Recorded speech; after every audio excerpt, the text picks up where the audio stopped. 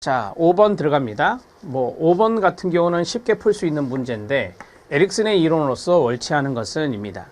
개인의 성격은 전생애를 통해서 발달한다고 했죠. 에릭슨은 전생애를 나눈 분이죠. 노년기까지 나눈 분이다 라고 말할 수 있고, 그 다음에 청소년기 발달 과업은 자아정체감 형성이고요. 각 단계의 발달은 이전 단계의 발달을 토대로 이루어지죠. 점성의 원리, 이전 단계의 발달 과업은 다음 단계에 영향을 미치고 하는 그러한 것이죠. 자, 그 다음에 성격 발달에 있어서 환경과의 상호작용이 중요하다고 봤다. 그 이유는요? 그렇습니다. 2분의 이론이 뭐예요? 심리사회 이론이거든요. 2분의 이론이 심리사회 이론이에요. 그래서 사회문화라고 하는 환경을 강조했던 분이죠. 환경을 강조했던 분이 바로 에릭슨이죠. 그래서 환경과의 상호작용이 중요하다고 본다. 맞습니다. 아동기, 학령기 아주 친절하게 학령기, 아동기라고 써줬어요. 자수 당연히 틀리죠. 자수는요, 그렇습니다. 신불자수, 자수는 2단계거든요. 2단계 나이로 따진다면 1.5세 정도에서 시작해서 3세 미만 정도까지거든요. 그래서 우리가 자율성대 수치심은 2단계라고 알고 있는데 학령기, 아동기는 뭐예요? 이건 4단계잖아요. 4단계예요. 근면성대 열등감, 근열 이렇게 외웠었잖아요.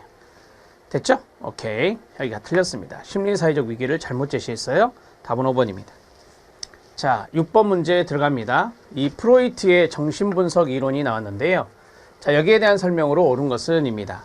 자, 인간이 가진 자유의지의 중요성을 강조하였다라고 했는데요.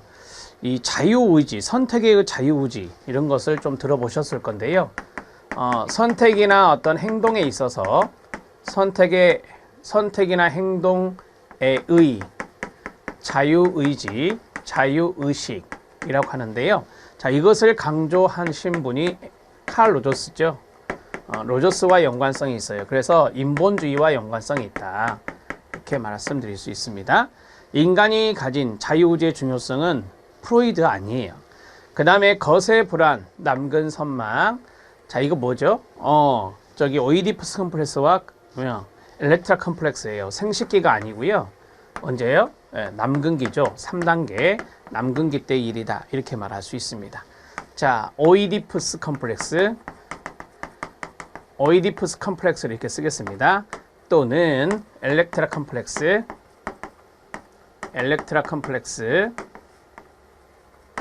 자, 여기 오이디푸스 컴플렉스는 남아죠. 남자아이. 여기는 여자아이잖아요.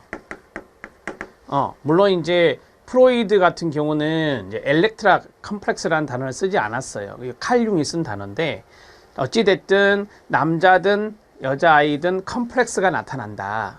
그러면 이 남자아이의 컴플렉스의 어떤 현상은 거세 불안 현상이 나타나고, 그 다음에 여자아이 같은 경우는 남근 선망의 현상이 나타난다. 여기에서 이게 나오는 거예요. 자, 그 다음에 성격 구조를 쉽게 답은 나오죠. 원초와 자아, 초자로 구분했다. 네, 성격의 3요소. 이게 맞네요. 그 다음에 현실의 원리, 지배받고 성격의 실행자, 집행자. 이거는 뭐예요? 자아죠. 자아가 현실의 원리. 초자 아니에요. 초자는 완전의 원리, 도덕의 원리예요. 자, 그 다음에 성격의 구조. 여기 있잖아요. 원초와 자아, 초자, 성격의 구조 세 가지 있다 말했고요. 발달 단계 제시했죠. 어떻게 해요? 구강기, 학문기, 남근기, 잠복기, 생식기, 구황남잠생 이렇게 5단계로 제시한 분이 프로이드잖아요. 그러니까 뒷부분이 틀린 거죠. 제시하였다 그래야죠. 답은 3번입니다. 죄송합니다. 3번이에요. 이렇게 정리하시고요.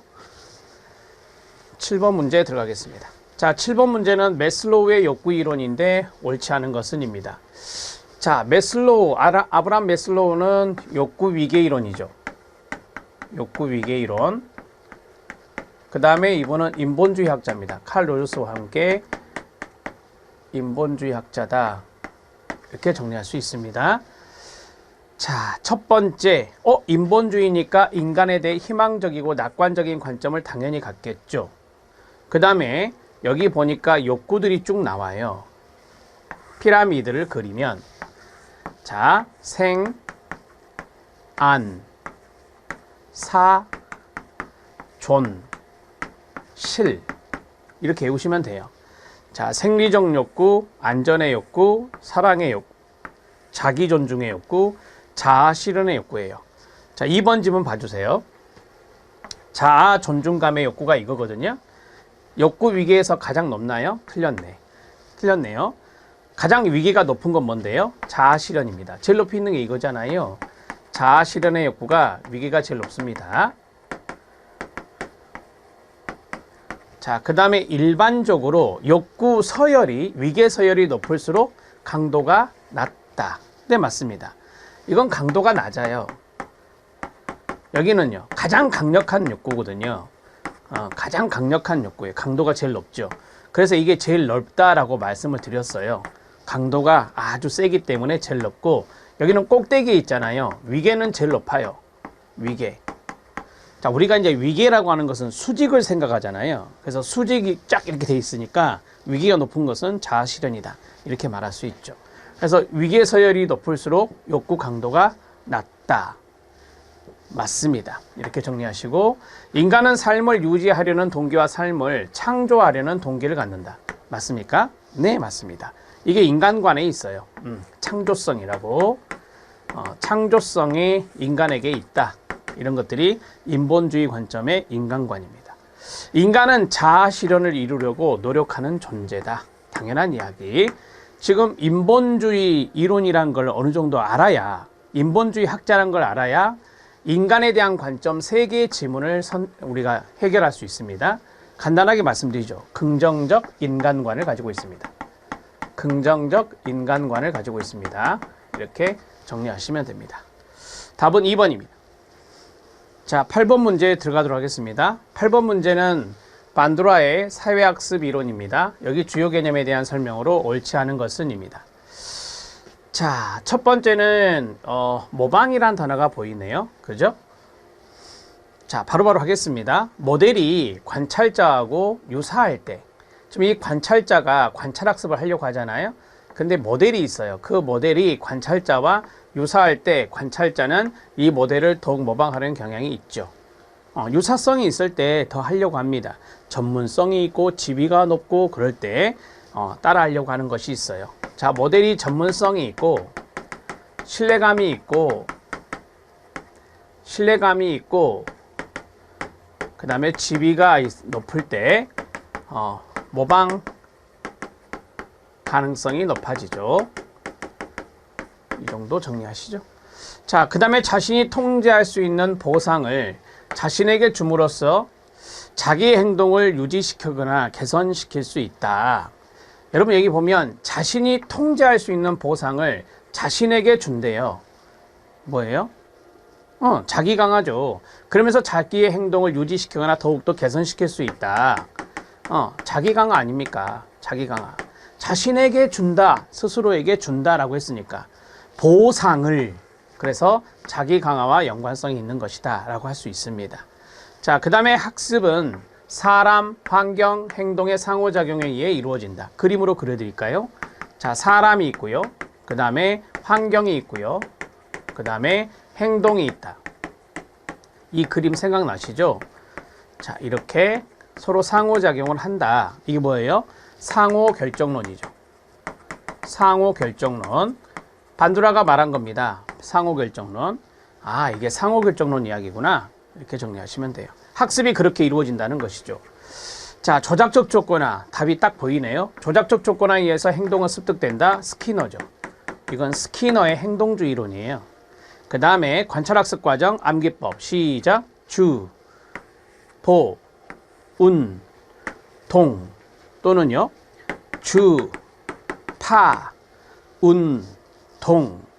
처음엔 주의 집중을 하고 두 번째는 파지. 머릿속에 기어가는 것을 파지 또는요. 보존이라고 합니다. 머릿속에 기어가는 것을 보존, 파지. 그 다음에 운동, 재생. 마지막은 동기화. 동기화가 자기 강화라고 말씀드린 적이 있습니다. 자기 강화와 동기화는 유사하다. 이렇게 보시면 됩니다. 답은 4번이네요. 이렇게 정리하시죠. 학자들의 이론 문제가 좀 쉽게 나왔어요. 이번에 특징이. 만약에 학자들의 이론이 좀 어려웠으면 상당히 인행사가 힘들었을 건데 학자들의 이론에서 답을 찾는 것이 좀 쉬운 게 많았어요. 참 다행이다라는 생각을 했었는데 9번 들어갑니다. 자, 9번 영학이입니다. 영학에 관한 설명으로 옳지 않은 것은 입니다. 자, 9번 문제 체킹해 주시고요. 인지 발달 나왔고요. 그 다음에 정서 발달 나왔고 언어 발달 나왔습니다. 애착 나왔고요. 낯가림이 나왔네요. 자, 우리가 0세에서 생후 24개월까지를 영아기라고 합니다. 인지 발달은 감각기관과 운동기능을 통해 이루어지겠죠. 영아기입니다. 이제 막 태어났어요. 그 다음에 언어나 추상적인 개념은 당연히 포함되지 않겠죠. 이때 뭐 언어 발달이라든지 추상적인 개념을 이해한다든지 이런 게 좀 미숙하거든요. 맞습니다. 자, 그 다음에 정서 발달은요, 긍정적인 정서를 표현하는 것에서 시작을 하고 먼저, 그 다음에 점차 부정적인 정서까지 표현하게 된다. 그렇지 않고요. 우리가 좀 쉽게 설명하면 아이가 긍정적인 정서를 먼저 하고 나중에 부정적인 한 게 아니라 두 가지가 다 동시에 나타나요. 함께. 그래서 긍정적인 정서, 긍정 정서라고 쓸게요. 아이에게 기쁨이라고 하는 긍정 정서가 있을 거 아닙니까? and 부정 정서, 슬픔이라고 하는 것도 있겠죠. 예를 든 겁니다. 그래서 이러한 것들이 동시에 함께 나타나는 거예요. 동시에 함께 나타나는 거지 긍정이 먼저 나타나고 나중에 부정이 나타나는 것은 아니다. 이렇게 생각하시면 됩니다. 자, 탈락. 자, 그 다음에 언어 발달입니다. 언어 발달은 인지나 사회성 발달과 밀접한 관련이 있다. 뭐 우리가 이제 어떤 한 분야의 발달은 다른 분야와 관련성이 다 있는 것 알고 계실 건데요. 자, 잘 기억해 보시면 언어가 발달되면은 인지가 발달돼요. 사고력이요. 사고력이라는 것은 언어가 수반돼야 되는 거예요. 또 하나는 언어가 발달되면은 대화, 소통을 하기 때문에 사회성 발달에도 영향을 주게 되죠. 당연히 맞는 이야기입니다. 그런데 이제 획기적인 언어 발달은 막 이루어지는 시기는 아니에요. 그래서 여기에 보면은 언어나 추상적인 개념을 포함하지는 않는다라는 말이 나왔어요.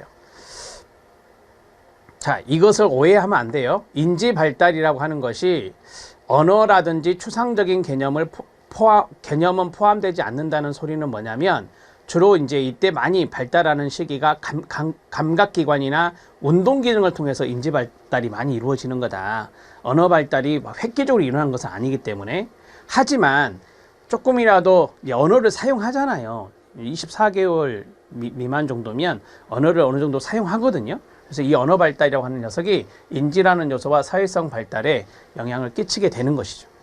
그 다음에 영아와 보호자 사이의 애착관계 형성이 중요하다. 당연한 이야기고 낯가림이 시작된다. 대개 5개월 정도로 보시면 돼요. 5개월 정도, 생후 5개월 정도 때 낯가림이 시작된다라고 합니다. 그래서 5개월에서 우리가 이제 보통 그 분리불안이라고 하는 것이 있는 거 아시죠? 낯가림에서 시작해서 분리불안으로 가요. 분리불안에서 이제 쭉 점차적으로 분리불안이 풀리게 되는데 그게 이제 5개월, 9개월, 15개월 이런 식으로 나오거든요. 그건 뭐 참고만 하셔도 돼요. 자, 답을 2번호 처리하시면 됩니다. 자, 이제 10번 문제 들어가겠습니다. 중년기입니다. 자, 중년기에 해당되는 설명으로 옳은 것은 입니다. 여성만이 우울이나 무기력감을 경험하는 게 아니죠.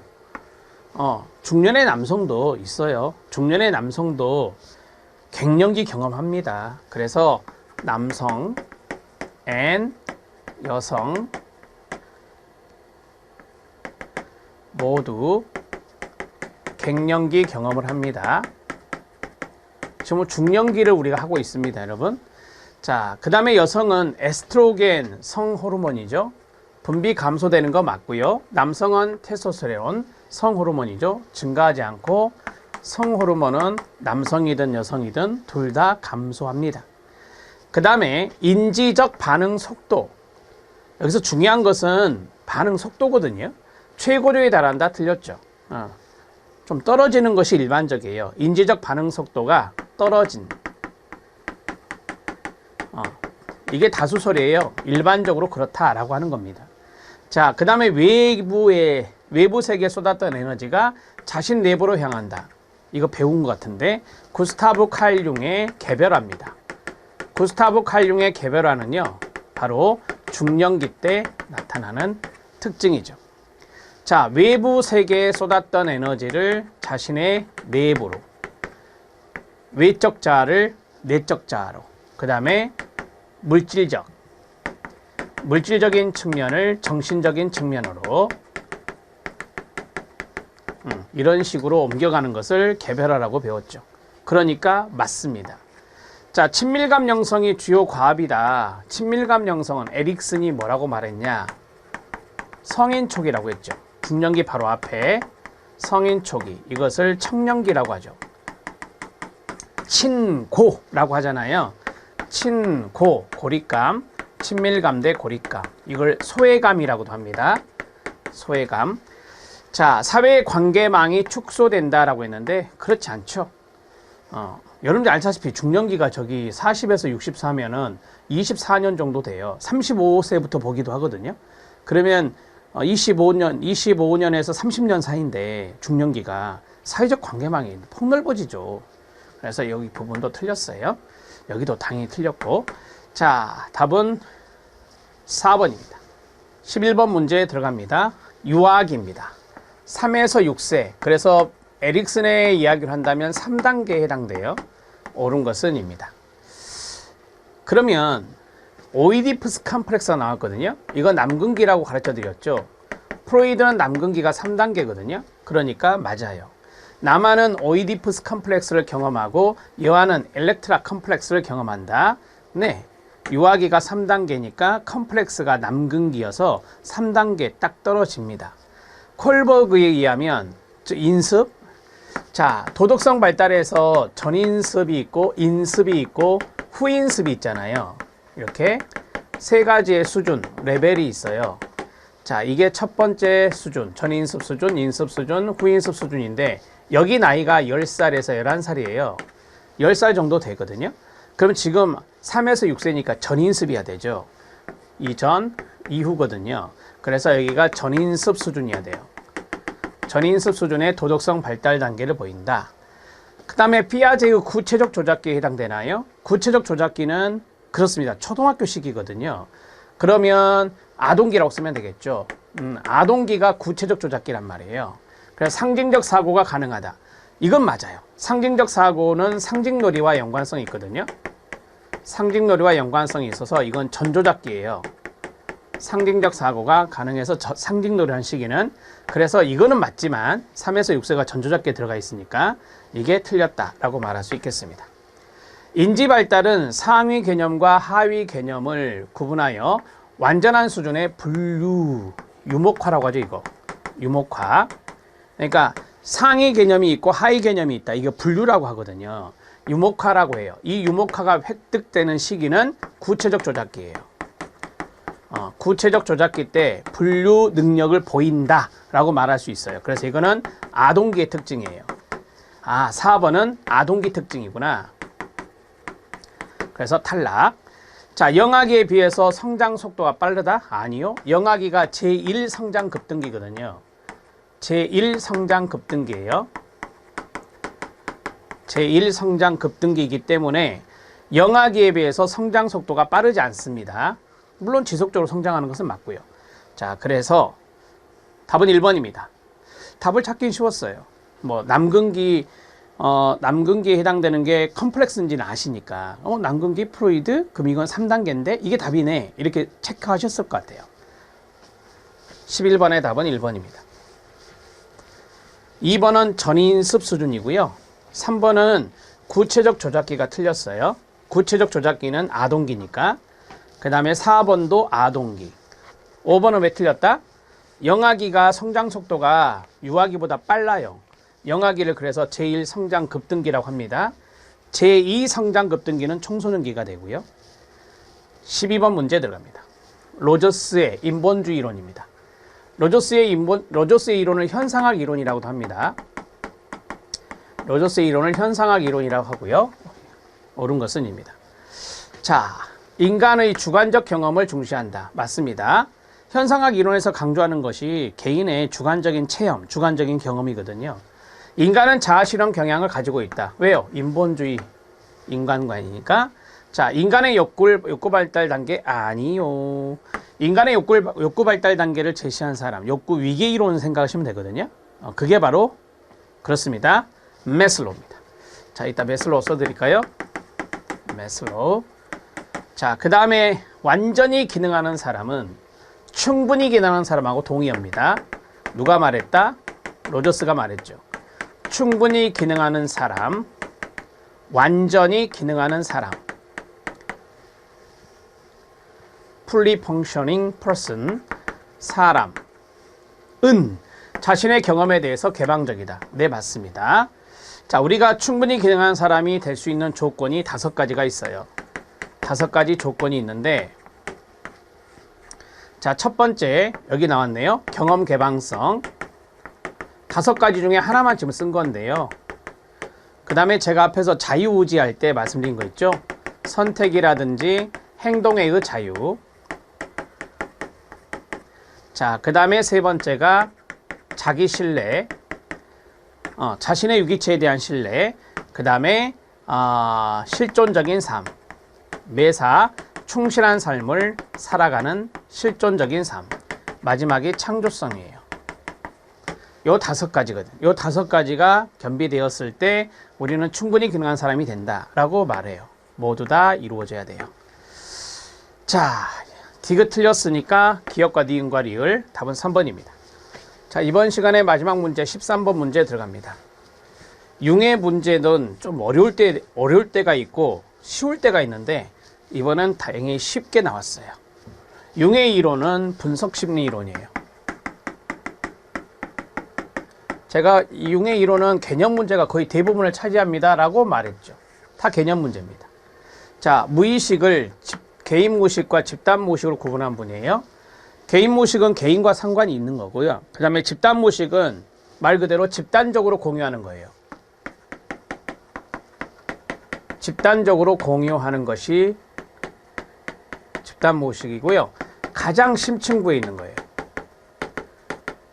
가장 심층부에 있는 거예요. 개인 무의식 밑에 집단 무의식이 있어요. 자, 그림자입니다.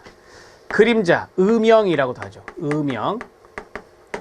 이것은 인간에게 있는 동물적 본성을 포함하는 부정적인 측면이다. 네, 원뜻은 그래요.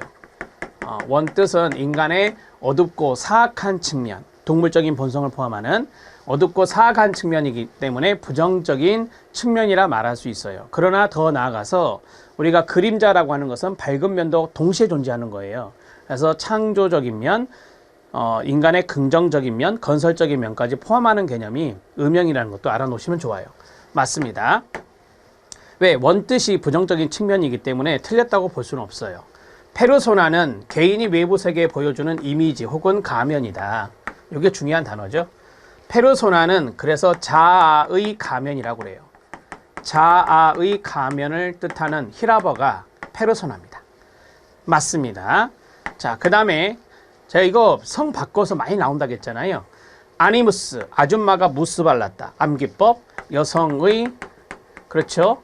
여성의 남성적인 면. 이것을 아니무스. 근데 틀렸죠. 아니마는 뭐예요? 아니마는 반대로 하면 돼요. 남성의 여성적인 면. 남성의 여성적인 면.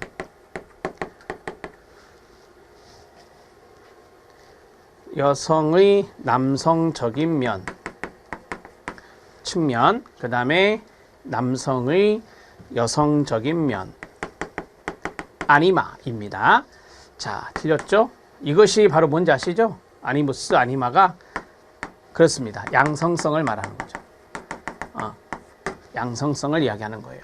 그래서 인간의 양성성을 이야기한 분이 융입니다. 자, 마지막 부분이 틀렸네요. 기억, 니은, 디귿 3번이 답이 되겠습니다. 이렇게 개념 문제로 출제가 됐어요, 이번에.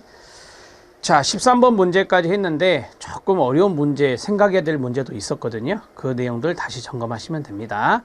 다음 시간에 12문제 하겠습니다. 수고하셨습니다.